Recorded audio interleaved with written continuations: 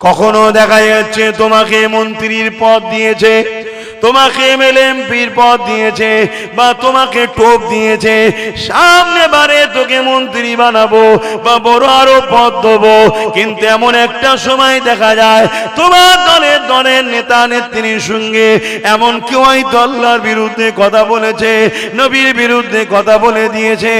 এই জায়গাতে তোমাকে আর কম্প্রোমাইজ করলে হবে না, তাকে ছেড়ে তোমাকে চলে যেতে হবে। হ্যাঁ, এতদিন কম্প্রোমাইজ করেছি, চাকরি দেশনি চল মেনে নিয়েছি, কারবার দেশনি চল মেনে নিয়েছি, আমার জমিটা অন্যজনকে দিয়ে দিয়েছি মেনে নিয়েছি, আমার জায়গা অন্যজনকে দিয়ে দিয়েছি তাও মেনে নিয়েছি, আমাদেরকে মিথ্যা কেস দিয়েছি তাও মেনে নিয়েছি। কিন্তু যখনই আল্লাহ দ্বীনের মামলা আসবে, নবীর মামলা আসবে, কোরআনের মামলা আসবে, আল্লাহ রসুলের মামলা আসবে, ওই জায়গায় আর কম্প্রোমাইজ করা যাবে না। যদি কেউ কম্প্রোমাইজ করে চলে, সঙ্গে সঙ্গে সে ইসলাম থেকে বেরিয়ে যাবে, তার ঈমান থাকবে না। মনে রেখে দিও, সে হয়তো দুনিয়ায় 1 বছর 10 বছর 20 বছর হয়তো সম্মানের পদ পেয়ে গেল, কিছুদিন আনন্দ করে নিল, কিন্তু এই ব্যক্তি যখন মারা যাবে, দুনিয়ার মানুষ বুঝে না, জানাজা হয়তো পড়ে দেবে, কিন্তু তাকে কবরে যখন দেবে, ওই কবরে 99টা সাপ দেওয়া হবে, 2টো করে তার মুখ হবে, ওই কবরের জমিনে তার জন্য জাহান্নামের গর্ত করে দেওয়া হবে। কেননা সে আল্লাহ ও নবী থেকে দুনিয়ার কাউকে বেশি প্রাধান্য দিয়েছে, এই জন্য তার পরীক্ষায় সে ফেল হয়ে গেছে। এ যুবকেরা, তরুণেরা, বাবেরা, তাই বলে দিয়ে যায়, আল্লাহ আমাকেও ঈমান হিফাজত করে, আপনাদেরও হিফাজত করে। মনে রাখবেন, সব জায়গায় কম্প্রোমাইজ করা যায়। আল্লাহ রসুলের বিরুদ্ধে যখন কোনো জিনিস হবে, ওই জায়গায় তোমার পরীক্ষা শুরু হলো, তোমাকে সব ছেড়ে দিয়ে এমনকি নিজের জানও যদি চলে যাবার সম্ভাবনা থাকে, জানটা দিয়ে হলো আল্লাহ ও নবীর পক্ষে দাঁড়াতে হবে। এই জমিনের ওপর ইনসাফ প্রতিষ্ঠিত করা, এই জমিনের ওপরে নাই প্রতিষ্ঠিত করা, এই জমিনের জুলুমকে খতম করে দিয়ে ইনসানিয়াতকে প্রতিষ্ঠিত করা। এ যুবকেরা, আল্লাহ নবী, নবী, দয়া নবী, নবী আমার যে কাজ করেছে ওটা আমাদেরকে করতে হবে। নবী আমার যেটা হুকুম করেছে ওটাকে আমাদেরকে মানতে হবে। নবী আমার যেটা নিষেধ করেছে ওটাকে ছেড়ে দিতে হবে। আল্লাহ নবীর জীবন ইতিহাস দেখো। নবী আমার যখন মক্কা জমিনে আসলে, মক্কার মানুষেরা নিজেদের কন্যা কোনকে জেন্ত পুঁতে দিত। পুরো পৃথিবীর জমিনে নারীদের উপরে অত্যাচার জুলুম হতো। আল্লাহ নবী এসে ওই নারীদের পক্ষে দাঁড়িয়ে ওই নারীদের জুলুমকে খতম করার জন্যে আল্লাহ নবী তিনি লড়াই সংগ্রাম করেছে। আজকে বুকে হাত দিয়ে বলো, নারীরা কি নিরাপদ? কথা বলেন, নারীরা কি নিরাপদ? বিয়ে দিয়েও নিরাপদ? তাহলে এই যে নারীদের উপরে জুলুম হচ্ছে, যুবক, তোমাকে আল্লাহ এই ধর্মে পাঠিয়েছে, এই ঘরে জন্ম দিয়েছে, তোমার কাজ এই নারীদের অধিকার, নারীদের ইনসাফ, নারীদেরকে বাঁচাতে হবে। শুনছেন তো নাকি? এটা তোমার আমার কাজ। সেই জায়গায় আজকে তুমি মুসলিম ঘরের ছেলে হয়ে তুমি আমি যদি নারীর উপরে জুলুম করি, তাহলে এটা কত লজ্জার বিষয়। তাহলে এই খারাপটা তুমি আমি হলাম কি করে? কে তোমাকে আমাকে খারাপ করেছে? কোন সোহবতে তুমি আমি উঠা বসা করেছি? এগুলো ভাবতে হবে। আল্লাহ নবী, নবী, দয়া নবী, নবী আমার এই দুনিয়া জমিনে মানুষদের কাছে বলতে লাগলো, এ দুনিয়ার মানুষেরা, তোমরা কন্যা সন্তান হলে জেন্ত কেন পুঁতে দিচ্ছ? তারা বলতে লাগলো, নারী হলো অশুভ, নারীদের বাঁচার কোনো অধিকার নাই।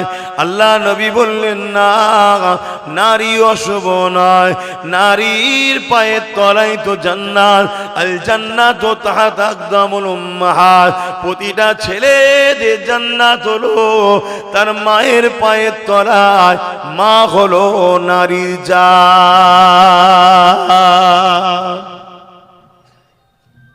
রাসূল তো এই মেসেজটাও দিয়েছে আমাদের। আজকে সেইগুলো তো আমাদের খেয়াল রাখতে হবে।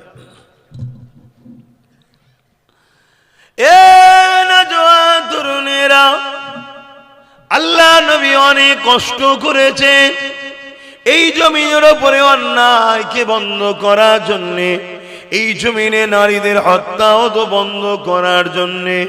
আল্লাহ নবী জমিনের উপরে বেইনসাফিকে শেষ করার জন্যে, ইনসাফ প্রতিষ্ঠিত করার জন্যে, এই জমিনের উপরে খুনকে বন্ধ করে মানবতাকে প্রতিষ্ঠিত করার জন্যে, প্রেমকে প্রতিষ্ঠিত করার জন্যে, ভালোবাসাকে প্রতিষ্ঠিত করার জন্যে, একত্ববাদ তাওহীদ আল্লাহকে দাসত্ব করার জন্যে আমার নবী পাক এই জমিনের উপরে অনেক কষ্ট করেছে। নবীর উম্মত হিসাবে নবী রেখে যাওয়া মিশনকে মজবুত করে ধরে রাখতে হবে, তবেই তো তুমি আমি নবী পাকের প্রকৃত উম্মত উম্মতি হতে পারলাম।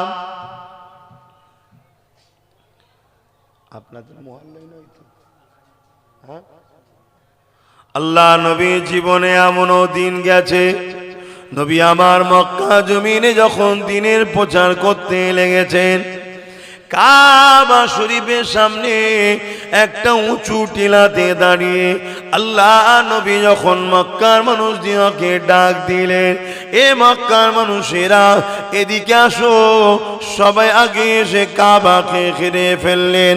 আল্লাহ নবী একটা উঁচু টিলাতে দাঁড়িয়ে গেলেন, সেই জায়গায় দাঁড়িয়ে থেকে বলতে লাগলে, এ মক্কার মানুষেরা, আমি যদি তোমাদেরকে বলি, এক পাহাড়ের দিকে লক্ষ্য করে বললেন, ওই পাহাড়ের পিছনে একদল সৈন্য রয়েছে যারা তোমাদের উপরে হামলা করতে পারে তৈরি হচ্ছে। আমি রাসূলুল্লাহ, আমি মুহাম্মদ যদি বলি তোমরা কি এটাকে মেনে নেবে? তারা বলল হ্যাঁ, আমরা এটা মেনে নেব। আল্লাহ রাসূল তাদেরকে বলতে লাগলে, তোমরা তো এটা দেখোনি, তাহলে মানবে কেন? তোমরা তো দেখোনি পাহাড়ের ওইদিকে সৈন্য আছে না নেই, তা মানবে কেন?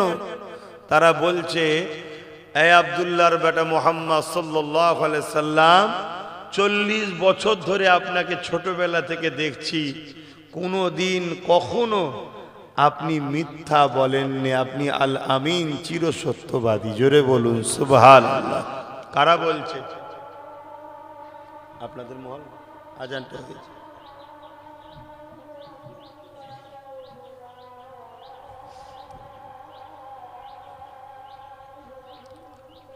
আল্লাহু আকবার, আল্লাহু আকবার।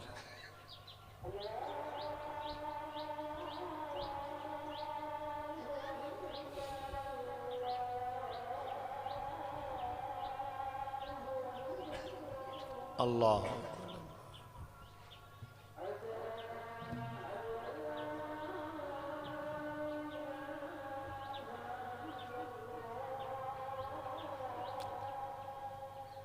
আশহাদু আল্লা ইলাহা ইল্লাল্লাহ।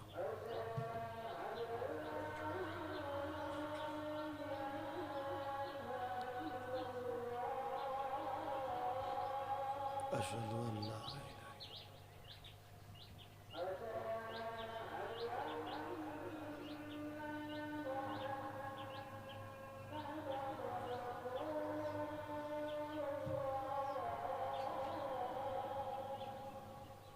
সাল্লাল্লাহু আলাইহি ওয়াসাল্লাম।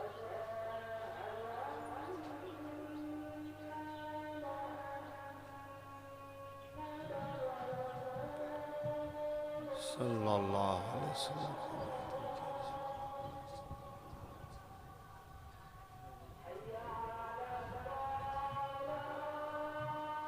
লা হাওলা ওয়ালা কুওয়াতা ইল্লা বিল্লাহ।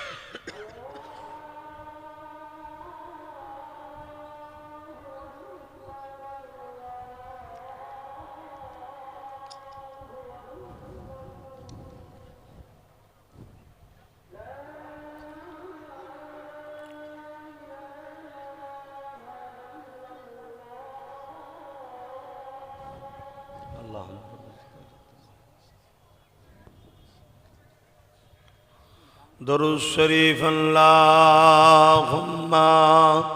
সাল্লি আলা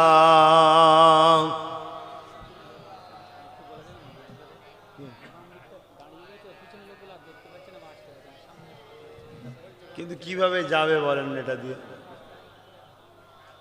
এটাতে যাবে কিভাবে? সব তো বসে গেছে। একটু এটা দিয়ে চলে যান, এদিকে আসেন, এদিকে জায়গা আছে, এদিকে চলে আসেন ভাইরা,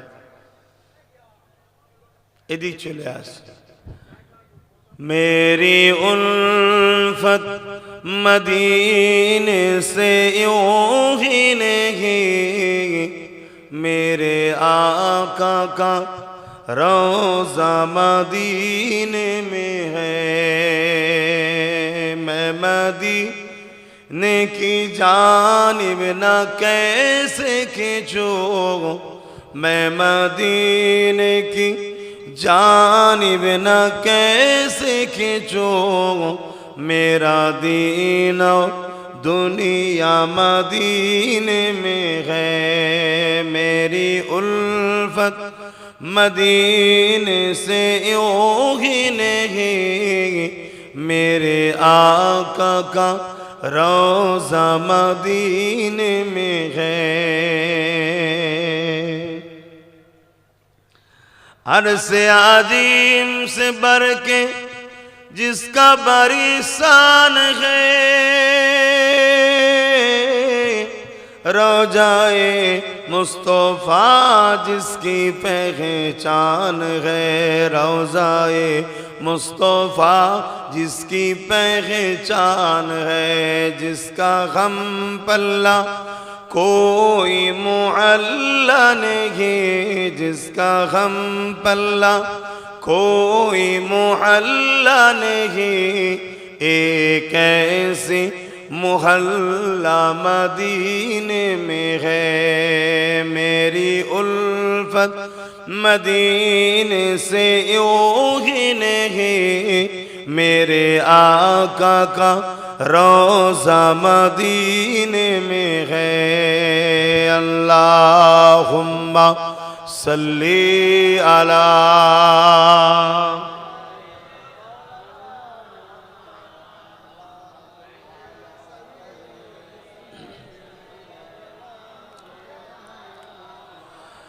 বাপেরা, নওজওয়ানেরা, তরুণেরা, এমান নবী বাখির উম্মাত উম্মতি গণেরা, আজ আমরা সহজে দিন ইসলামকে পেয়েছি। এই ইসলামের উপরে আমাদের গুরুত্ব অতটা নাই, অথচ জিন্দেগির মিশন হওয়া দরকার।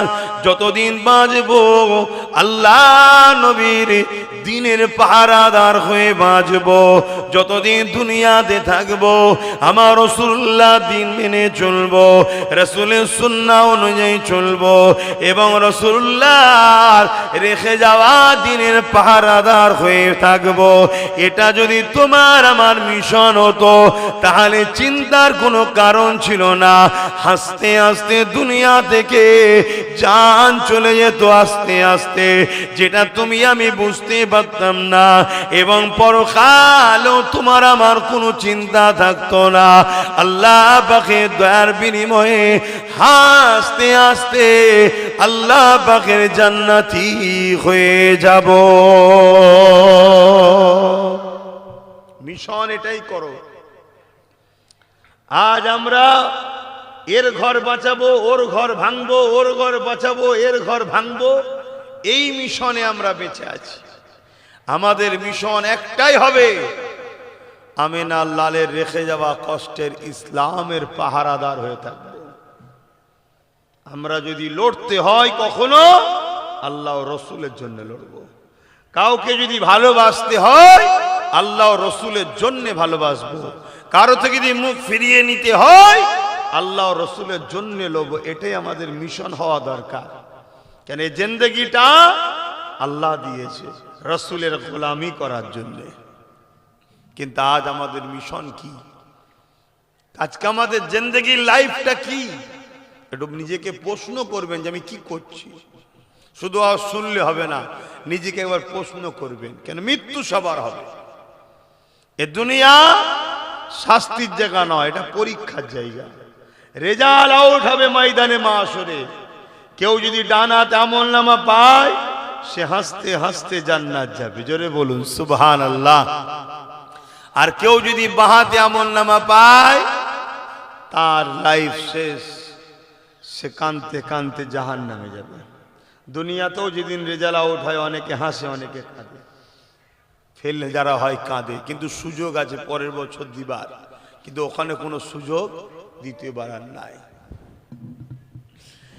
এ নওজোয়ান তরুণেরা, তাই আমি বারবার বলি, যেখানে যে একটাই কথা বলি, আমার রাসূলুল্লাহকে মুহাব্বত করে, আমার নবী পাককে প্যার করে, যে নবী আমাকে আপনাকে কতটা মুহাব্বত করে, সারা জীবনটা আমার আপনার জন্য কেঁদেছে, আজ রওজা মুবারকে কাঁদছে। সেই নবী পাকের রঙে নিজেকে রঙিন করো, সেই নবী পাকের সুন্নায় নিজেকে সাজান, সেই নবী পাকের দিনের আরাধন হয়ে যায়। আপনাকে দুনিয়ার লোক দেখলে যেন একটাই কথা বলে, এ মোহাম্মদ রসুলের পাগল, এ মোহাম্মদ রসুলের গোলাম। এ যুবক, এই জিন্দেগিটাই তোমার হবে কামিয়াবি। তুমি যতই বড় সেলিব্রিটির দিবানা হও না কেন, তোমার সেলিব্রিটি কিয়ামতে কাজে লাগবে না। তুমি যত বড় খেলোয়াড়ের দিবানা হও না কেন, তোমার খেলোয়াড় দুনিয়ায় তো তোমার পাশে দাঁড়ায় না, আখিরাতেও তোমার কোনো কাজে লাগবে না। দুনিয়া জমিনে যতই বড় নেতা মন্ত্রীর পাশে তুমি দাঁড়াও না কেন, দুনিয়া জমিনে সে তোমাকে তো চেনে না, এবং পরকালেও সে তোমার কোনো কাজে লাগবে না। কিন্তু আমার আমিনার লালকে যদি রাস্তায় ফুটপাতে পড়ে থাকা একটা গরিব মানুষ যদি স্মরণ করে, আমার আমিনার লাল রাতে তাকেও এসে দিদার দেয়। আরো জোরে বলুন সুবহান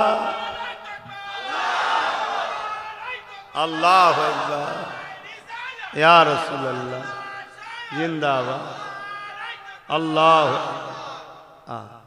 যুবক, আমার নবীকে নেতা বানাও, আমার নবী ছাড়া দ্বিতীয় কেউ নেই। আর যাকে দেখবে তোমার রসুলের রাস্তায় চলছে তাকে ভাই বানাও, সাথী বানাও, দোস্ত বানাও। কথা বুঝে আসছে? তার সাথে থাকো, তাকে সহযোগিতা করো। আর যে তোমার রসুলের সাথে নেই, সে যেই হোক, যদি এক মুঠো ভাত দেয় মনে রেখে দিও, এর বিনিময়ে তোমার কাছ থেকে অনেক কিছু সে বার করে নিবার জন্যই দিয়েছে। একমাত্র আপন আল্লাহ রসুল ছাড়া কেউ আমাদের নয়, এটা মনে রেখে দিও। এ নওজোয়ানেরা, আমার আম্মা জানেরা, আমার ডিউটি আপনাকে বুঝাবার। কেন? যে রসুল আপনাকে ভালোবাসে সেই রসুলকে আমিও ভালোবাসি, যে আমি চাই আপনাকে বুঝাতে। যদি আপনারা বুঝে বুঝে বুঝে শুনে শুনে শুনে একদিন যদি আমার নবীর গোলামটা হয়ে যান, আপনি কামিয়াবি হয়ে যাবেন। আর আপনাকে বারবার বুঝাবার জন্যে আমার নবী আমার উপরে রাজি হয়ে যাবে, যে রাসূলুল্লাহ রওজা মুবারকে তোমার আমার জন্য কাঁদতেছে। বলো তো দেখি, তোমার দুনিয়া জমিনে কোন সেলিব্রিটি তোমার জন্য কাঁদে? কোন নেতা তোমার জন্য কাঁদে? কোন লিডার তোমার জন্য ভাবে? কেউ আছে খেলোয়াড় তোমার জন্য কাঁদে? না না, কেউ তোমার জন্য ভাবার নাই। আজ প্যালেস্টাইন নীরবে শেষ হয়ে গেল, দুনিয়ার কারো দেখার সময় নাই। এখন বিভিন্ন জায়গায় জুলুম হচ্ছে, দুনিয়ায় কারো দেখার সময় নাই। এ যুবকেরা, তরুণেরা, তুমি যদি কারো জন্য লড়াই করো, কারো জন্য মারপিট করো, কাউকে যদি জায়গা দখল করে দাও, ততক্ষণ তোমাকে সে স্মরণ রাখবে যতক্ষণ তুমি তার ফায়দার কাজে লাগবে। কিন্তু আমার রাসূলুল্লাহ তোমার কাছ থেকে কোনোদিন কিছু চাইনি। নবী আমাকে তোমাকে দুনিয়া আখিরাতের সমস্ত কামিয়াবি নবী তো দিয়েছে।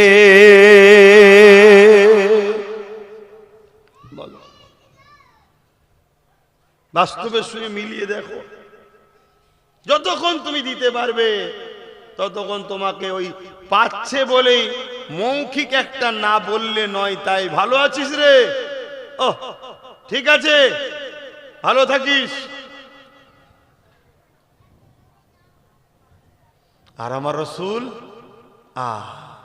সারা জীবন তোমার আমার জন্য কেঁদেছে, সারা জীবন তোমাকে আমাকে কল্যাণের রাস্তা, মানবতার রাস্তা, ইনসাফের রাস্তা, ন্যায়ের রাস্তা, শান্তির রাস্তা, বিজয়, কামিয়াবি, তারাক্কি সব নবী দেখিয়েছে। আজও রওজা মুবারকে তোমার আমার জন্য কাঁদছে, মানো তো নাকি? আবার একদল বেরিয়েছে যারা রাসূল মরা বলে, নাউজুবিল্লাহ বলে। এটা একটা ইসলাম বিদ্বেষীদের পরিকল্পনা, যে আগে রাসূলকে মরা প্রমাণ করে দাও, তাহলে এই যে কাঁদছে ওই দরদের কথাটা বাস্তব কাজে লাগবে না। শুনছেন তো নাকি? আমার নবীর আহলিয়াদের বিবাহ করা হালাল না হারাম? জোরে বলুন, কেন হারাম? অনেক কটা কারণ আছে। একটা তো কোরআন বলছে উম্মাহাতুল মুমিনিন, মুমিনদের মা। কিন্তু এটা কোন মা? এটা কোন মা? সম্মানের দিক দিয়ে মা। ওস্তাদের স্ত্রীও মা হয়, ওস্তাদের স্ত্রী মা হয় সম্মানের দিক দিয়ে।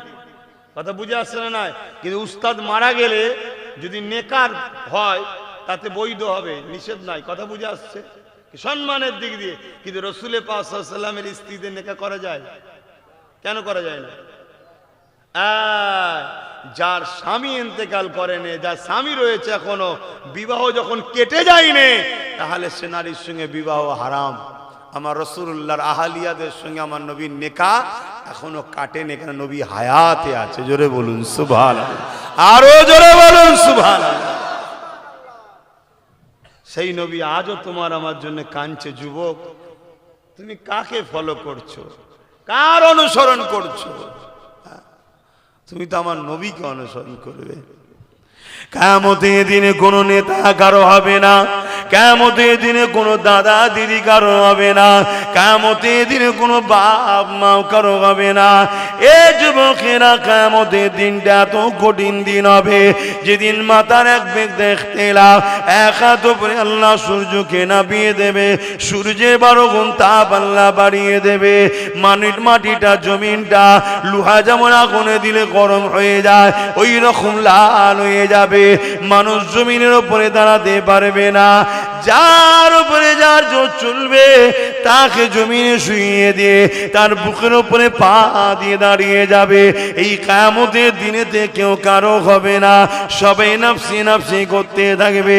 ওয়া ইয়াকুলু আদম সাবিউল্লাহ নফসি নফসি, ওয়া ইয়াকুলু মূসা কালিমাতুল্লাহ নফসি নফসি।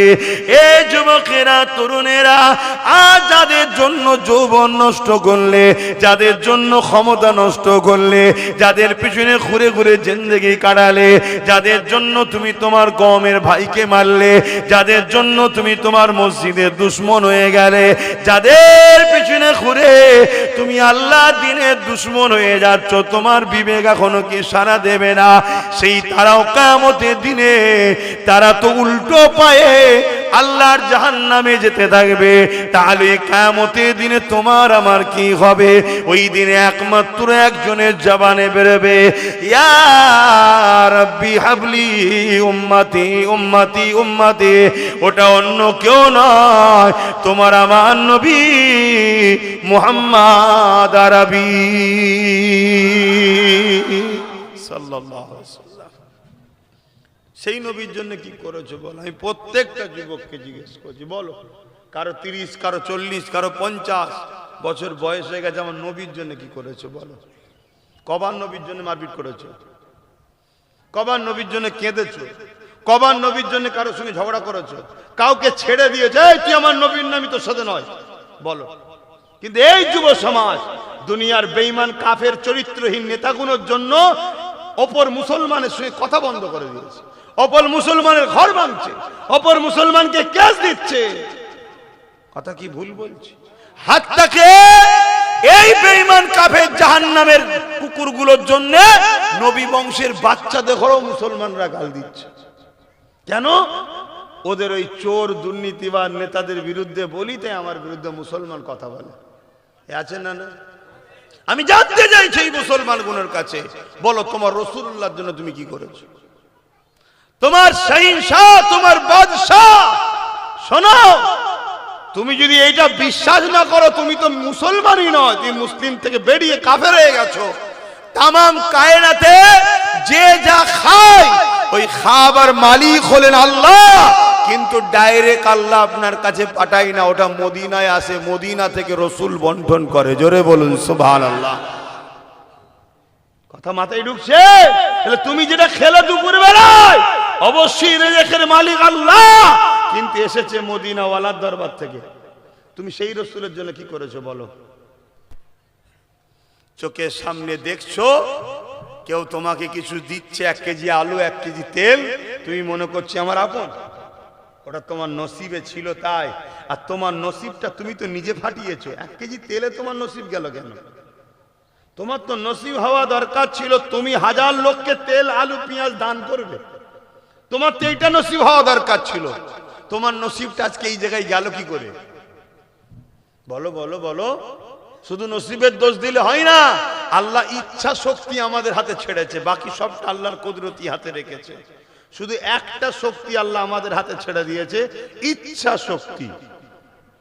চোর হতে চাও, ডাকাতি হতে চাও, আল্লাহর ওলি হতে চাও, আলেম হতে চাও, হাফেজ হতে চাও, নামাজি হতে চাও, বেনামাজি হতে চাও, সুদখোর হতে চাও, এই যে ইচ্ছা, তুমি ইচ্ছা করো যেটা হবে, আর সেই হওয়ার সহযোগী ক্ষমতাটা যোগাবে মালিক।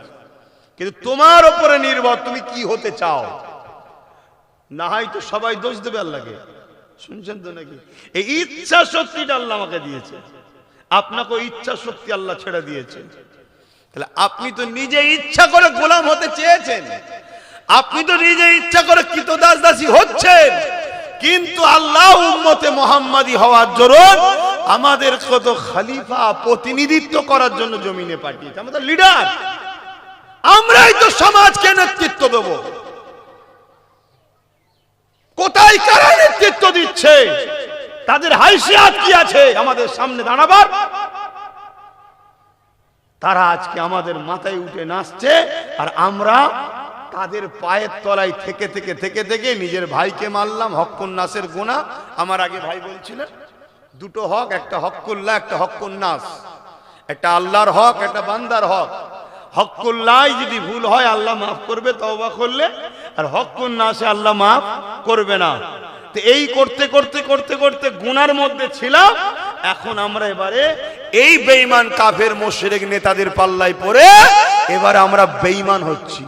এরা আমাদেরকে কাফের বানাচ্ছে। এবারে কখনো পূজোর প্রসাদ খাওয়াচ্ছে, কথা বুঝছেন না, বোঝেন না? কখন বলছে ধর্ম যার যার, উৎসব সবার। এই কথাগুলো বিশ্বাস করলে ঈমান থাকে? কথা বলেন। তাহলে এই বেঈমান কাফের নেতাগুলো কি করতে চাইছে? এরা আমার ধর্মকে মিটাতে চাইছে, হ্যাঁ কি না? তাহলে এরা এদের জায়গা ছেড়ে দিয়ে, এদের উচিত মানুষের রুজি রুটি, চাকরি, কারবার, ব্যবসা বাণিজ্য কিভাবে হবে সেইলে ভাবা দরকার। সেই সব কাজ ছেড়ে দিয়ে আজকে এরা করছে কি বলুন? এরা করছে কি? এদের টার্গেট মুসলিম উম্মাকে এবারে কাফের বানাও। এতদিন মদ খাইয়েছে, এতদিন হারাম খাইয়েছে, এতদিন ভিক্ষা দিয়ে মদের পয়সা দিয়েছে, বাড়ি বাড়ি মায়েদের ঘরে দিয়েছে, মদ বিক্রি করার টাকা আমার মায়েদের হাতে তুলে দিচ্ছে। সেই টাকাই মা নিজের বাচ্চাকে খাওয়াচ্ছে। ওই বাচ্চা বড় হলে মাকে মেরে বার করবে না তো কি মায়ের পায়ে ধরে চুমু খাবে? তখন তুমি যে বলবে হুজুর তাবিজ দাও, আমার ছেলে বিগড়ে গেছে, এই তাবিজ আর হবে? ও তো কোরআন ঝুলিয়ে দিল, আর হবে না কেন? তো গোড়া খারাপ হয়ে গেছে। কষ্ট হচ্ছে নাকি? হ্যাঁ,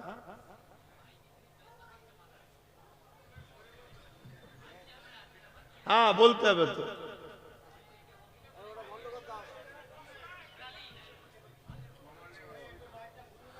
একটু একটু একটু ঘুরিয়ে দেন, একটু ঘুরিয়ে দেন। শুনছেন তো নাকি? ক্যারাচে করে দেন, ক্যারাচে করে দেন, জন ছেলেদের দিকে দেন, ওদের তো আরো বেশি আওয়াজ সহ্য করা অভ্যেস আছে। আমি কি বলেছি বুঝতে পেরেছি কি জানি না। তাহলে বলো কত খারাপ কথা। হ্যাঁ, আমাদের ছেলেরা কোথায় থাকে, কোথায় যায়, কোন মজলিসে বসে। আব্বাজান, এবার আব্বাজানরা একটু শোনেন, আব্বাজানরা শোনেন। কিয়ামতের দিন আল্লাহ বান্দাকে তুলবে, হিসাব দাও। দেখা যাচ্ছে নামাজ, রোজা, দাড়ি, টুপি, শরিয়াতের সব পাবন্দি, সব ঠিক, পাস করে গেছে। আল্লাহ জান্নাত যায়, আল্লাহ বলবেন না, তোমার ছেলের হিসাবটা দাও। শুনছেন বাপেরা? ছেলের হিসাবটা দাও। আল্লাহ ওটা আমার ছেলেকে জিজ্ঞেস করেন না, তুমি তো গার্জেন। আল্লাহ ছেলে কথা শোনে নে, সম্পর্ক রেখেছিলে কেন? বেটা যদি বাপের কথা না শোনে, বাপের উচিত ওই ছেলেকে তেজ্য পুত্র করতে দরকার। তুই আমার বেটা হয়ে আমার কথা শুনবি নি মানে? কথা শুনছেন না শোনেন? আমার কথা বুঝছেন তো নাকি? হ্যাঁ, তুই বাপ নয়, আমি বাপ। আমার শরীরের টুকরো তুই, তোর কথা আমি শুনবো না, আমার কথা তোকে শুনতে হবে। তবে হ্যাঁ, ইসলাম বিরোধী কোনো কথা বললে ও কথা বাপ বললো মানা ইসলামে হারাম, চলবে না। ইসলামের দায়রার মধ্যে থেকে বাপ যদি ছেলেকে বলে, এই খবরদার গায়ের ইসলামের ধর্মীয় অনুষ্ঠানে যাবে না, পুজোয় যাবে না, মেলাতে যাবে না, যাত্রায় যাবে, ওটা তাদের। ওর বিরুদ্ধে বা পক্ষে কোনো আলোচনা আমাদের নাই, কিন্তু ওটা তাদের, তাদের উৎসব তারা করুক। যেখানে শিরক হয় সেখানে যেতে ইসলাম হ্যাঁ বলেছে না না বলেছে? আরে এটা কে বেজার হচ্ছে? তুমি ভাবছো আল্লাহর কথা ভাবছো না, যেমন আল্লাহ পছন্দ করে? তুমি হক কথা বলতে পারছো না কেন? এই মেলা হচ্ছে যাবি না, এই ফজর বেলা উঠে নামাজ পড়বি, এই শরাব খাবি না, এইসব কথা বাপকে তো বলতে হবে, ছেলেকে দায়িত্ব তো। বাপ বলেন, ছোটবেলা থেকে বলেন, কিয়ামতের দিন কি হবে শোনো। বাপের কে জিজ্ঞেস কর ছেলের কথা, ছেলে ধরা পড়ে গেছে, ছেলের জায়গায় ফেঁসে গেছে। ছেলে বলবে, আল্লাহ আমি যখন পাপ করতাম আমার বাপ যদি আমায় রুখতো, তাহলে আজকে আমি জাহান্নামে যেতাম। তাহলে আমি জাহান্নামে যাওয়ার পিছনে আমার বাপের অবদান আছে, অর্থাৎ আমার বাপকেও আমার সাথে দেন। আল্লাহ রসুল বলছে বাপ বেটা একসাথে জাহান্নামে যাবে। কথা শুনছেন আমার বাপ জানেরা? আশা করছে আমাদের বাচ্চারা জাহান্নামে যাবে না ইনশাল্লাহ, কিন্তু বর্তমান যে টার্গেট আসছে, ওই টার্গেটে আমার বাচ্চা যদি ফিরে এক্ষুনি না আসে, এতদিন ছিল গুনাহগার, গুনার মাপের রাস্তা আছে ইনশাল্লাহ। আমাদের বাচ্চারা, আমাদের যুবকরা, আমরা ইতিহাসে দেখেছি আজকে যারা দাঁড়িয়ে রেখে মাথায় টুপি দিয়ে আল্লাহওয়ালা হয়ে বসে আছি, একটা সময় আমাদেরও জীবনে ভুল হয়েছে। তাহলে পরিবর্তন হয়েছে না হয়নি? এ ভালো খুন আছে, পরিবর্তন হবে, আমার যুবকরা সব পরিবর্তন হয়ে যাবে ইনশাল্লাহ। কিন্তু এই খুনগুলোকে তো এইবারে অন্য জায়গায় নিয়ে যাচ্ছে, হারাম খাওয়াচ্ছে, হারাম খাওয়াতে খাওয়াতে শিরকের খাদ্য খাওয়াচ্ছে। এই শুনছেন তো? এবার তো অন্যদিকে চলে যাচ্ছে। এই জায়গা থেকে তো ফিরে আনতে হবে। তো এই আনার দায়িত্ব শুধু আব্বাস সিদ্দিকীর নয়, গার্জেন আপনাদেরকে মজবুত হতে হবে। এই তোর বাপ হিসেবে বলছি, নবী বংশের আওলাদদের সঙ্গে থাকবি, অন্য কারো সঙ্গে নয়। যদি শুনিস আমার কাছে থাকবি, আর নাই তোকে তেজ্য পুত্র করে বার করে দেবো। কথা শুনছেন না শোনেননি? পারবেন না? বলছে আব্বা বললে আমাকেই বার করে দেবে। তাহলে চিন্তা করুন কি সমাজ আমরা তৈরি করলাম। বাপ হলো জান্নাতের দরজা, আজকে ছেলেকে কি মানুষ করলাম, বা আমার ভাইগুলো কিরকম তৈরি হচ্ছে যে তার জান্নাতের দরজাটাই বন্ধ করে দিয়েছে। বাপ ভয় করছে ছেলেকে, শুনছেন তো? বাপ ভয় করছে ছেলেকে, মা ভয় করছে ছেলেকে, যে ওকে বললে ও যদি কিছু বলে, হায় আমার আম্মা, আপনি ভয় করছেন আপনার বাচ্চাকে, আপনার জিন্দেগিটাই কি, আর আপনার ছেলেটা তাহলে জান্নাত যাবে কি করে? জান্নাত তো আপনার পায়ের তলাতে। عن أبي أمامة قال عن أبي أمامة أن رسولان قال يا رسول الله ما حق الوالدين على ولدي قال هما جنتك نارك এ বাবারা শুনে রেখে দাও হযরত আবু উমামা থেকে রায়াত রয়েছে আল্লাহ নবী জানিয়ে দিলে একটা ব্যক্তি এসে রাসূলুল্লাহকে বলতে লাগলেন ইয়া রাসূলুল্লাহ হাবিবাল্লাহ মা বাপের উপরে ছেলেদের হক কি আল্লাহ নবী বললেন হুমা জান্নাতুকা নারুকা মা বাপ যদি ছেলের উপরে বেজার হয়ে যায় ওই ছেলে জাহান্নামে যাবে পৃথিবীর সব মুনি সাহেবদেরও জান্নাতে নিয়ে যেতে পারবে না আর মা বাপ যদি ছেলের উপরে রাজি হয়ে যায় ওই ছেলে আল্লাহ আর জান্নাতে যাবে যুবক যত লাভালাভি করো জান্নাত তোমার ঘরে বুড়ো আর বুড়ি ওই বাপ আর মা ওটাই হলো তোমার জান্নাত একটা জান্নাতের দরজা আর একটা হলো খোদ নিজেই জান্নাত তার পায়ের তলায় তোমার ঠিকানা অতএব মুরব্বী বাপেরা ছেলেদেরকে ছোটবেলা থেকে এই নতুন প্রজন্ম যারা এগুলোকে ছোটবেলা থেকে তালিম দেন কি তালিম তিনটে শিক্ষা দিতেই হবে তিনটে শিক্ষা দিতেই হবে এ আমার যুবকরা বিয়ে শাদী করছো সন্তান আল্লাহ দিক নেক সন্তান দিক পুত্র সন্তান কন্যা সন্তান যাই দিক নেককার দিক বলুন আমিন তিনটে শিক্ষা দিতেই হবে নাম্বার 1 নবীর প্রেম ও আদব নাম্বার 2 আহলে রাসূলদের প্রেম ও আদব শুনে রাখো নাম্বার 3 কোরআনের শিক্ষা এই তিনটে দিবার পর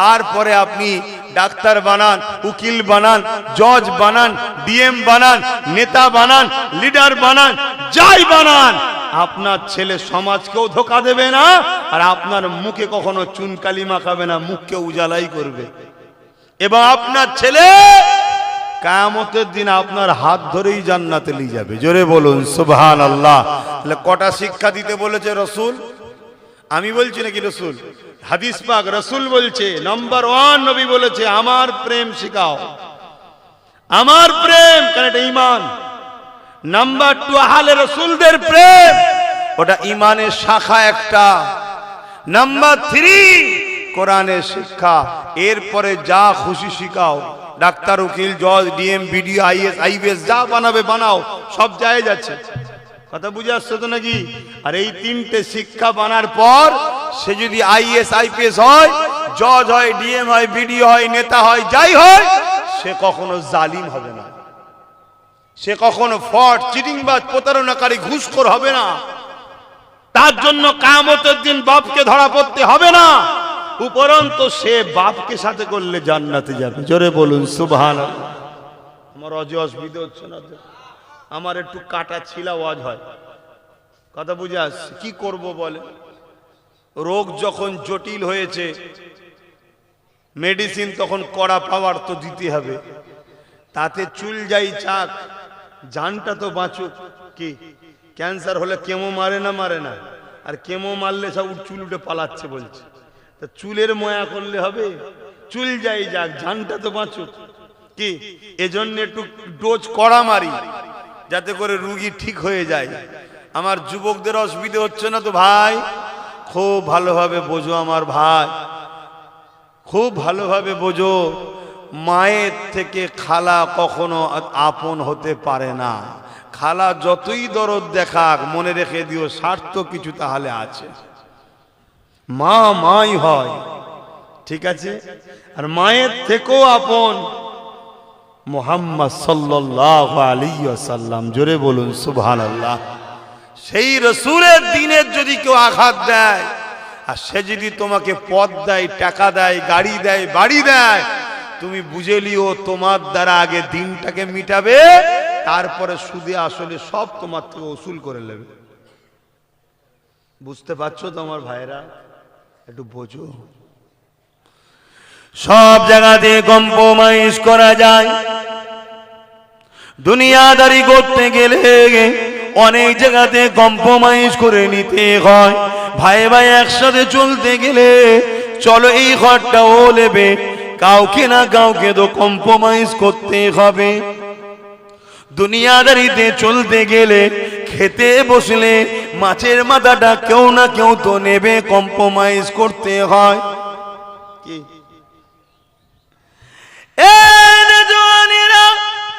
সব জায়গাতে কম্প্রোমাইজ করা যায়। বাইরে বেরিয়েছেন, কোনো কুটুম বাড়ি কোনো জায়গায় যাবেন, আপনি আপনার দামি গাড়িটা নিয়ে যাবার শখ করেছেন, ছেলে বায়না করেছে ওটা এখন আমি নিয়ে যাব, এই জায়গা তো কম্প্রোমাইজ করতে হয়। সব জায়গাতে করা যায়, কিন্তু মনে রেখে দিও আল্লাহ রসুলের ব্যাপার এসে গেলে ওই জায়গার কোনো কম্প্রোমাইজ নয়। ওই জায়গাতে সামনে কে দাঁড়িয়ে আছে, তার কত বড় পাওয়ার রয়েছে, তার কত বড় ক্ষমতা রয়েছে, সে কে ব্যক্তি, ও সব কিছু আর দেখার বিষয় নয়। তার বিরুদ্ধে তোমাকে সংগ্রাম করতে হবে। ক্ষমতা থাকলে হাত দিয়ে লড়তে হবে, হাতে যদি ক্ষমতা না থাকে মুখ দিয়ে তার বিরুদ্ধে প্রতিবাদ করতে হবে। মুখে যদি ক্ষমতা না থাকে অন্তর থেকে ঘৃণা করে তার থেকে দূরে সরে যেতে হবে। হতে পারে তুই তোমার বিজনেস পার্টনার হতে পারে, কোটি কোটি টাকার কারবার চলছিল তার সাথে, কিন্তু একটা দিন সে তোমার দিনের উপরে কোনো আঘাত দিয়েছে, সে তোমার কোরআনের উপরে কোনো আঘাত দিয়েছে। এই কোটি কোটি টাকা কারবার ব্যবসা তার সঙ্গে সিপারিট করে নিতে হবে। ভাই তোর সঙ্গে আর আমার চলা সম্ভব না, কারণ এতদিন তোর সাথে চলেছি, সব কিছুই ঠিক আছে। কখনো তুই 2 লাখ বেশি নিয়েছিস, কম্প্রোমাইজ করে নিয়েছি, কখনো হিসাবে গন্ডগোল করে দিয়েছি, তারপরও বিহার স্বার্থে একতা হয়ে থাকতে গেলে সব মেনে নিয়েছি, কিন্তু আর কম্প্রোমাইজ করা যাবে না। কেননা তুই এমন একটা জায়গায় আঘাত দিয়েছি, এই জায়গায় কম্প্রোমাইজ করলে ঈমান থাকে না। মরণ আমার কালকেই হয়ে যাবে। আমার কারবার ব্যবসা বাণিজ্য টাকা পয়সা কিয়ামতে কোনো কাজে লাগবে না। ওই দিন যিনি কাজে লাগবে তিনি অন্য কেউ না, তিনি হলেন আল্লাহর দোস্ত আমিন আল্লাহ মুহাম্মাদুর রাসূল। দুনিয়াদাররা হয়তো তোমায় বলবে তুই বুকা ছেলে, দুনিয়াদাররা বলবে তুই বুকা, না হয় একটু বলে ফেলেছে, এত কোটি কোটি টাকা ব্যবসা লেনদেন হচ্ছিল, তুই এটা ছেড়ে দিলি।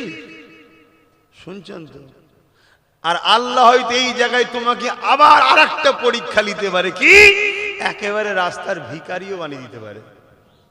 শুনছেন না? শোনেন? আরো 50 জন এসে বলবে দেখলি তো, দেখলি তো নবী নবী করতে গিয়ে কি হলো। শুনছেন তো নাকি? এটা আল্লাহর পরীক্ষা, আল্লাহর পরীক্ষা। মনে রেখে দিও, তার সঙ্গে কম্প্রোমাইজ যদি করে তুমি চলতে, হয়তো তুমি আগামী দিন আরো 10 কোটি ইনকাম করতে, 10,000 কোটি ইনকাম করতে, কিন্তু একটা দিন হয়তো এমনও হতে পারত তোমার ওই বন্ধুই টাকার লোভে তোমাকে মার্ডার করে দিত। এই সমাজে ঘটনা ঘটনা। তাহলে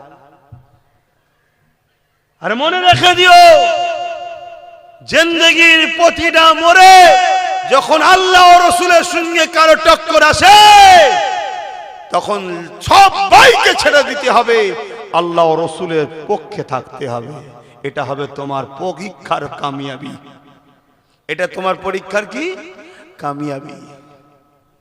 কখনো দেখা যাচ্ছে তোমাকে মন্ত্রীর পদ দিয়েছে, তোমাকে এমএলএমপির পদ দিয়েছে, বা তোমাকে টোপ দিয়েছে, সামনে বারে তোকে মন্ত্রী বানাবো বা বড় আরো পদ দেবো, কিন্তু এমন একটা সময় দেখা যায় তোমার দলের নেতা নেত্রীর সঙ্গে এমন কেউ হয়তো আল্লাহর বিরুদ্ধে কথা বলেছে, নবীর বিরুদ্ধে কথা বলে দিয়েছে।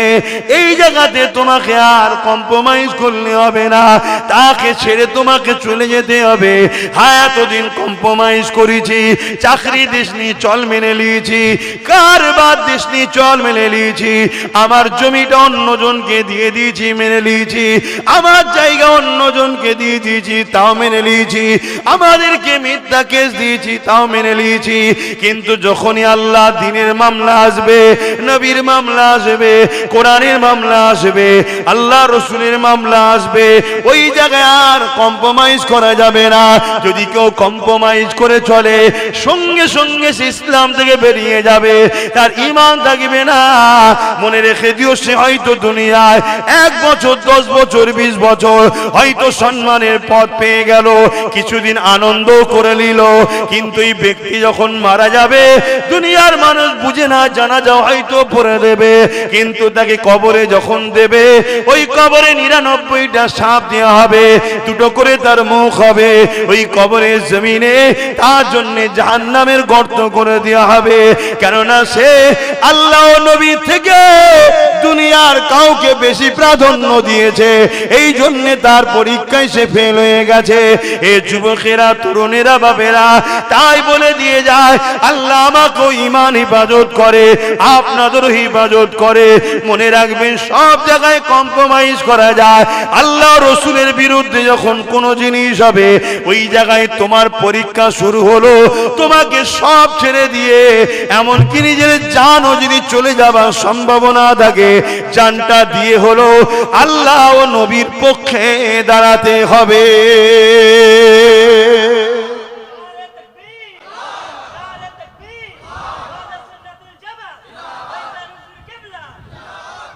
ভাই, এই যে আলোচনাগুলো করছি আপনাদের কাছে, এখন কে নেবে না নেবে ওটা আমার কোনো টেনশন নাকি? বলুন, ওটা আমার তো বিষয় নয়। আমার বিষয় দিও আপনাকে, আমি তো দিয়েছি। এবারে আপনি নেবেন কি নেবেন না, সেটা আপনি আর আল্লাহর সাথে ব্যাপার। কথা বুঝে আসছে তো নাকি? কিন্তু মনে রেখে দিও, এই জমিনে এমনও শোনা গেছে ভ্যান চালিয়ে খায়। কি চালিয়ে খায়? ভ্যান। লটারি কেটেছে। লটারি বোঝেন তো?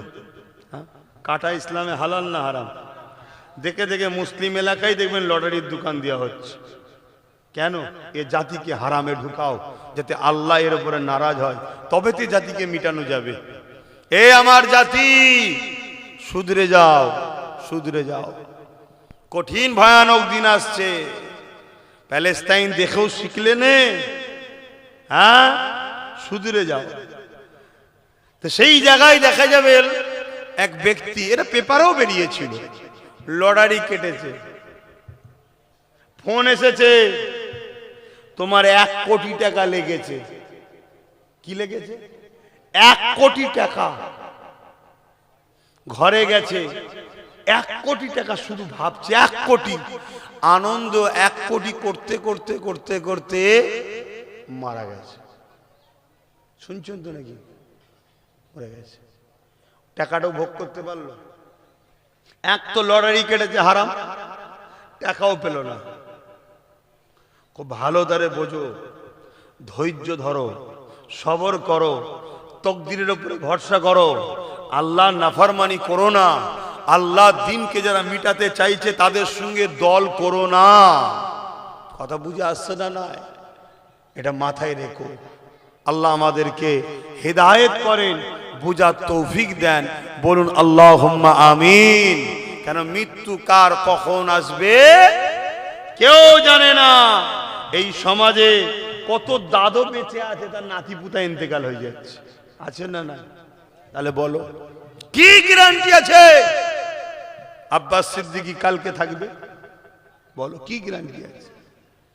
তাই ভাইয়ের মতো আপনাদেরকে মনে করি, যুবক ভাইয়ের মতো মনে করি। না হয় বলো, আজ এই এসআইআর হচ্ছে, এই এসআইআর নিয়ে এক একজন এক এক রকম কথা বলছে। কেউ কি বলেছে তোমরা প্রমাণ রাখো, কোনো অসুবিধে হলে তোমাদের হয়ে কেস লড়বো? কেউ বলেনি। কথা বুঝে আসছে?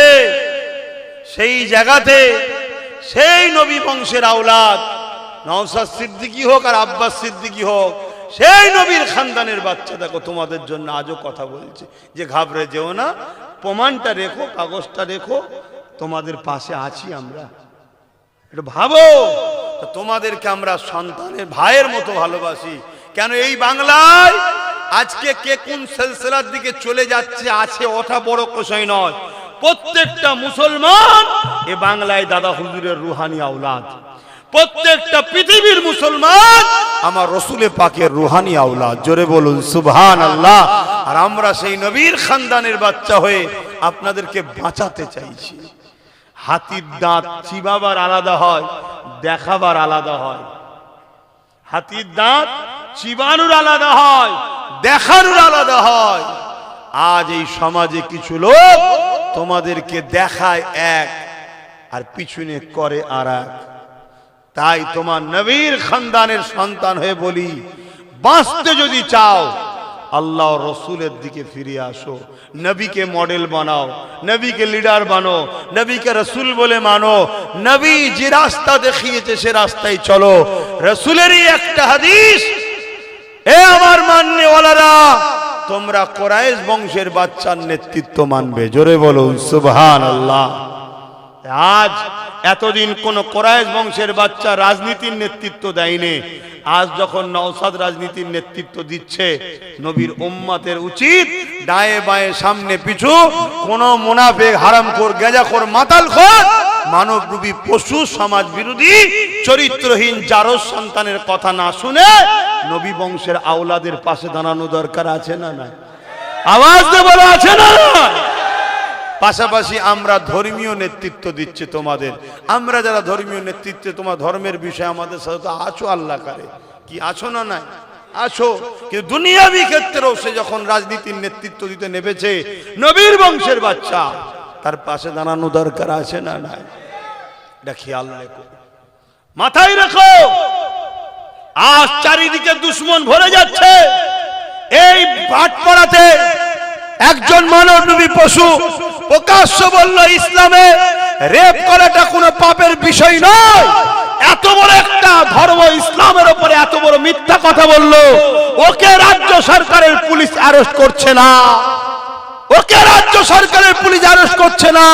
কিন্তু বারবার সেই দাড়ি টুপি মুসলিম ঘর নবী বংশের ছেলেটার উপরে প্রশাসন দিয়ে রাজ্য সরকার জুলুম করছে না, করে না?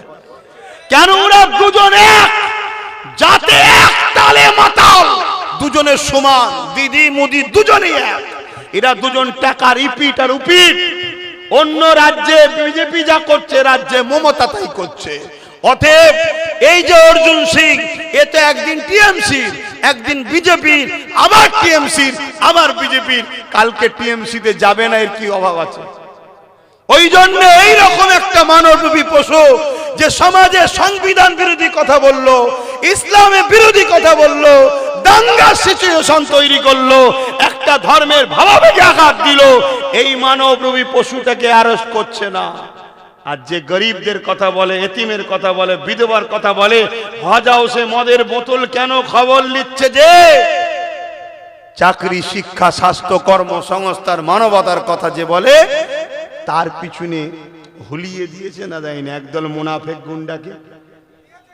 ভাবো, দিন রাত 24 ঘন্টা যে শুভেন্দু অধিকারী মুসলিম জাতিকে রোহিঙ্গা বলছে, বাংলাদেশি বলছে, অনুপ্রবেশকারী বলছে, জিহাদি বলছে, সংবিধান বিরোধী কথা বলছে, সেই শুভেন্দু অধিকারীকে মমতা পুলিশ দিয়ে পাহারা দিয়ে ঘোরাচ্ছে।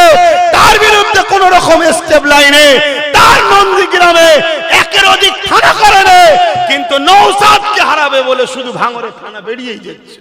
কেন? এ যদি লিডার হয়ে যায়, তাহলে পিছিয়ে পড়া মুসলিম সহ অন্য ধর্মের গরিব মানুষের হয়ে কথা বলবে কেন? এর মধ্যে মানবতা আছে, এর মধ্যে ঈমান আছে। একটা আদিবাসী বিপদে পড়বে, নওশাদ যদি তার সাথ না দেয়, তাহলে রসুলের দ্বীনের দুশ্মনও হবে। শুনছেন তো নাকি? নওশাদ যদি একটা হিন্দু বিপদে পড়ে, ও যদি সাথ না দেয়, নওশাদ তাহলে রসুলের দ্বীনের বিরুদ্ধে কাজ করছে, দুশ্মন হবে। কেন? রসুল শিখিয়েছে, লা ইয়ারহামুল্লাহু মান লা ইয়ারহামুন নাস, যে মানুষকে ভালোবাসে না, মহান স্রষ্টা তার উপরে দয়া করে না। অতএব হিন্দু হোক, আদিবাসী হোক, সাঁওতাল হোক, মতুয়া হোক, যেই হোক, নওশাদ তার পাশে দাঁড়ায়। কথা শুনছেন না শোনেন নে? তাই এ যদি বেঁচে থাকে, এ যদি জিতে থাকে, এ যদি আরো কামিয়াবি হয়, তাহলে এই যে গরিবদের উপরে যে জুলুম করছে দিদি মুদি, এই জুলুমের বিরুদ্ধে লড়বে। কথা বুঝছেন না? বোঝেন নেই? তাই একে হাজারো দিক দিয়ে রুকার চেষ্টা হচ্ছে। 5টা মিনিট কথা বললাম নওশাদকে নিয়ে, রাজনীতির কথা। কারো অ্যালার্জি হয়েছে? যদি হয় পরের জলসায় আসবেন না। আমি 100 বার বলবো, তোর মমতাকে যে প্রথম বলকে যা, ও কেন বলেছিল কোরআন শেষ হয়ে যাবে, ওকে ক্ষমা চাইতে বল। কেন প্রসাদ খাওয়াচ্ছিল মুসলমানকে? আগে ক্ষমা চাইতে বল। কথা শুনছেন না শোনেননি? কেন অর্জুন সিং অ্যারেস্ট হয়নি? ওকে জিজ্ঞেস কর আগে। কথা বুঝে আসছে না? নয় অথেব আগে ওকে জিজ্ঞেস কর যে মমতাকে হাওড়া জেলার এমএলএ নির্মল মাঝি বলছে আমাদের আল্লাহ। এই তোদের আল্লাহ নাকি মমতা? ওকে যে যে মানবে এই কথাটাকে তার সাপোর্ট করা হবে। কথা বুঝে আসছে না? নয় বিজেপিকে ভোট দিয়া যেমন হারাম, রাজ্য সরকারকেও বর্তমান এর যা কাজ কারবার একেও ভোট দিয়া হারাম হয়ে গেছে। আগে ঠিক ছিল, আগে ছিল চাকরি বাকরির ব্যাপার ছিল, দুনিয়াদারি মামলা ছিল, আলাদা বিষয় ছিল। এখনো কোরআন শেষ হয়ে যাবে বলেছে। কোরআন শেষ হয়ে যাবে এই কথাটা বলা কি মানেন আপনারা? ও নাই বলেছেন, অন্যায় করেছে। তো অন্যায় করলে রসুল বললেন হাত দিয়ে রোখো, এর বিরুদ্ধে হাত দিয়ে রুখতে হবে। হাত দিদি রুখতে না পারো মুখ দিয়ে প্রতিবাদ করো, মুখ দিদি প্রতিবাদ করতে না পারো অন্তর থেকে ঘৃণা করতে হবে। এই তিনটের মধ্যে কোনোটা যদি না থেকে যদি মমতাকে ভোট দেয় ইমান থাকবে? কথা মাথায় ঢুকছে না? ঢোকে নেই। বিজেপিকে ভোট দেওয়া যাবে না কেন? বিজেপি ইসলামের দুশ্মন। কেন ইসলামের দুশ্মন? ওয়াকাফ কালা কানুন করেছে, জানেন তো নাকি? এই জায়গাগুলো মনে রাখবেন। আপনারা আমার জাতি হন, একজন ধর্ম প্রচারক হিসাবে তার কমকে বেঈমান মুনাফিক ইসলাম বিদ্বেষীদের চক্রান্ত থেকে বাঁচাবার জন্য বোঝানো দরকার আছে না নাই? যদি কোন মুসলমানের এতে সমস্যা হয় আমার মাহফিলে আসবে না, মিটে যাবে। কথা বুঝে আসেন? তোর বেঈমান কাফের দিলে থাকবে জানা, তোর ইসলাম বিদ্বেষী দিলে থাকবে যা, কোরআনকে যে মিটাতে চাইছে ওই শয়তানকে দিলে থাকবে যা, আমার কোনো অসুবিধা নেই। শুনছেন না শোনেন? আমার নজরে মমতা শয়তান। শুনছেন না শোনেন? ওর হাতে তো ক্ষমতা রয়েছে, ওর হাতে পাওয়ার আছে, কিন্তু আমার কোরআনের বিরুদ্ধে কথা বলেছে, ওর জবাব দেওয়া দরকার আছে না? কিন্তু বাংলার আলেম উলামা মুল্লা মুলি সাহেব মুখে সব কুলুপ দিয়ে বসে আছে। উত্তরপ্রদেশে কিছু হলে চিল্লায়, ওই যে কি বলে প্যালেস্টাইনে কিছু হলে চিল্লায়। আর আমার বাংলায় যখন এই ইসলাম বিদ্বেষী নারী মমতা ইসলামের দুশ্মন, কোরআনের দুশ্মন, মুসলিম জাতিকে প্রসাদ খাইয়ে কাফের বানাতে চেয়েছে, এর বিরুদ্ধে যখন অন্যায় করে একটা কেউ প্রতিবাদ করে। এক কথা বুঝছেন না? বোঝেন না? উপরন্ত শুধু ভয় দেখায় বিজেপি চলে আসবে, বিজেপি চলে আসবে, বিজেপি চলে আসবে। এটা ভয় দেখিয়ে দেখিয়ে আমার জাতিকে গোলাম বানাচ্ছে। আরে যা খুশি তাই করছে। বলেন অসুবিধা হচ্ছে কারো? কারো অসুবিধা হচ্ছে? যদি কোরআনের পক্ষে বলাতে কারো যদি অসুবিধা হয় সে কোন সা মুসলমান? কোরআনের পক্ষে দাঁড়িয়ে কোরআনের দুশ্মনের বিরুদ্ধে বলাতে, ইসলামের পক্ষে দাঁড়িয়ে ইসলামের দুশ্মনের বিরুদ্ধে বলাতে কারো যদি অসুবিধা হয় সে কোন সা মুসলমান? কথা বুঝে আসছে না? নাই অতএব বাপেরা ভাইরা, দুদিনের দুনিয়া, আজ আছি কাল নাই। বলে যাচ্ছি মাথার মধ্যে ঢুকিয়ে নেন যে এই লোহাকে কাটতে গেলে লোহা দরকার, তাই তো নাকি? এই লোহাকে কাটতে গেলে লোহা দরকার। কেউ যদি রাজ ক্ষমতা দ্বারা ইসলাম বিরোধী করে সেই ক্ষমতাকে কাটতে গেলে আমাদেরও পাওয়ারের দরকার আছে না নাই? হ্যাঁ, আব্বাস সিদ্দিকী করছে না, আব্বাস সিদ্দিকী কোনো জায়গায় ক্যান্ডিডেট, নেতা, মন্ত্রী, সিএম হতে যাচ্ছে না, ইমাম সাহেব হচ্ছে না, কিন্তু আমরা ধর্ম বাঁচাবার জন্য আমাদের ধর্মের বিরোধী যারা করছে, আমাদের ছেলেগুলোকে গ্যাঁজার কেস দিয়ে ভরে দিচ্ছে, আমাদের ছেলেগুলোকে মিথ্যা মামলায় ভরছে, আমাদের ছেলেগুলোকে টার্গেট করছে, শুধু বলছে না বাংলাদেশি। এই তোরা বাংলাদেশি? এত বড় একটা সংবিধান বিরোধী খবর ছড়াচ্ছে শুভেন্দু অধিকারী, কই তাকেও অ্যারেস্ট করছে না তো? কথা বুঝছেন না? বোঝেন না? তাহলে এইটাকে কাটতে গেলে, এইটাকে দমন করতে গেলে আমাদেরও পাওয়ারের দরকার আছে না নাই? এবার এই পাওয়ারে লড়াই করতে গিয়ে কোন মুসলমান যদি আমাদের বিরুদ্ধে দাঁড়ায়, জানতে হবে সে মুসলিম সুরাতে বেঈমান। অতএব তাকে মুসলিম ভেবে লাভ নাই, মুসলিম ভেবে লাভ নাই, তার বিরুদ্ধে আমাদেরকে লড়তে হবে, তার বিরুদ্ধে লড়তে হবে। সেই লড়াই যদি আল্লাহ আব্বাস সিদ্দিকীর মৃত্যু রাখে, কোরআন সুন্নাহ অনুযায়ী এই মৃত্যু আমার জন্য সবচেয়ে বড় নিয়ামত, আল্লাহ শহীদের দরজা পাবো। জোরে বলুন সুবহানাল্লাহ, আরো জোরে বলুন আলহামদুলিল্লাহ। অত ঘাবড়াবার কিছু নেই, জন্মেছি যখন মরবো একদিন। কিন্তু তুমি আমার কোরআনের বিরুদ্ধে কথা বললে কেন? তুমি কেন বললে দিল্লি গিয়ে আন্দোলন করো? ও তো প্রকাশ্য দুশ্মন, ওকে সবাই আমরা চিনি। চিনি না চিনি না? হ্যাঁ, চিনি না চিনি না? কথা বলুন, বিজেপি আমাদের দুশ্মন না বন্ধু? জোরে বলুন, জোরে বলুন। এটা সবাই চেনে। চেনে না এমন কেউ আছে না? কিন্তু মমতা আমাদের বন্ধু না দুশ্মন? জোরে বলেন। এইটা এখন চিনেছেন। আজ থেকে 5 বছর আগে ওকে দুশ্মন কেউ মনে করতেন? বন্ধু মনে করতেন? আমরাই তো এনেছি। এই আমি আমার কথা বললেও ভুল হবে না, আমরাই তো এনেছি। তাহলে আমরা সবাই ভুল করেছি। কেন ভুল করেছি? তার ঘুমটার পিছনে যে এত বড় শয়তানি ছিল বুঝতে পারিনি। কিন্তু আজ যখন বুঝেছি, আর কি সাপোর্ট করা যেতে পারে? একটা জায়গায় মসজিদ রয়েছে, চাঁদা তুলছে লোক, দান করবেন না ধরবেন না? আল্লাহর ঘর, তাই তো নাকি? কাল যদি ওটা দখল হয়ে যে অন্য কিছু হয়ে যায়, ক্লাব হয়ে যায়, পার্টি অফিস হয়ে যায়, জালিমরা দখল করে লাই, দখল করছো তো, বিজেপি অনুযায়ী দখল করছো তো, সেই জায়গায় চাঁদা দেওয়া যাবে? তাহলে এ কালকে যখন চিনতে পারিনি, সাথ দিয়েছ আলাদা কথা, ওটা গোনা নয়।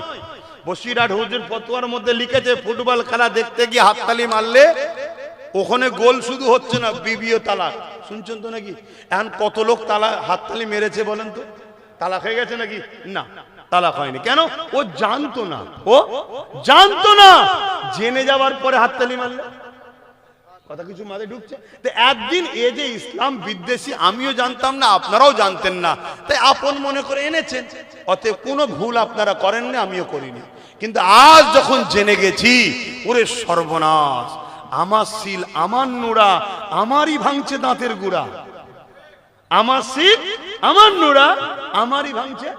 ওরে সর্বনাশ, এ কালপিটকে তো তাহলে আজ সাপোর্ট করা যাবে না। এক কথা বুঝছেন না, বোঝেন না? হ্যাঁ, মুসলমানদের মধ্যে একটা আইএস বানাইনে, আইপিএস বানাইনে, উকিল বানাইনে, জজ বানাইনে, ডিএম বানাইনে, বিডিও বানাইনে, শুধু মুসলিম ঘরের ছেলেগুলোকে গুন্ডা বানিয়েছে। গুন্ডা, ডাকাত, খুনি বানিয়েছে। কেন? একটা দিন আসবে, কাজ যখন কমপ্লিট হবে, হাত ধুয়ে পরিষ্কার করলে মুসলমানকে মেরে দেবে। এই যে লাদেন নাম শুনেছি না? হ্যাঁ, তো আমেরিকা তৈরি করেছিল রাশিয়াকে টুকরো করার জন্য। শুনছেন তো নাকি? যখন কাজ মিটে গেল, টুকরো হয়ে গেল, তখন তারাই আবার বলছে এটা জঙ্গি। মার মার মার মার মার। যেসব মুসলমানরা এখন গুন্ডাগিরি করছে এই বেঈমানদের হয়ে, কাজ মিটে গেলে ওরাই বলবে মার মার, গুন্ডাকে মার, গুন্ডাকে মার, গুন্ডাকে মার। কথা মাথায় ঢুকছে? অতএব বুঝাবার দায়িত্ব ভাই মনে করি, বাপ মনে করি, মা মনে করি, বোন মনে করি।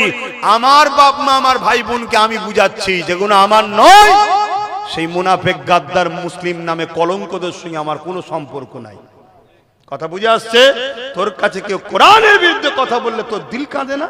যদি বলে ভুল করে বলে ফেলেছে, তা ক্ষমা চাইতে পার, তাহলে আমি আর বলবো না এসে কোনোদিন। কথা শুনছেন তো? ও যদি বলে ওটা আমার ভুল হয়ে গেছে, বলা ভাই আমি বুঝাতে চেয়েছিলাম এক, হয়ে গেছে আর এক, তা বলে দে, আমি আর বলবো না। তুই ক্ষমা না চাওয়া পর্যন্ত জাতিকে জানাতে হবে, তোর সাথ দিলে জাতি বেঈমান হয়ে যাবে। এটা আমার ডিউটি নাই, মদিনাওয়ালা আমায় ধরবে। তা আসুন, নামাজের জন্য সংক্ষেপ করছি, একটু সালাম পড়বো। ইয়া নবী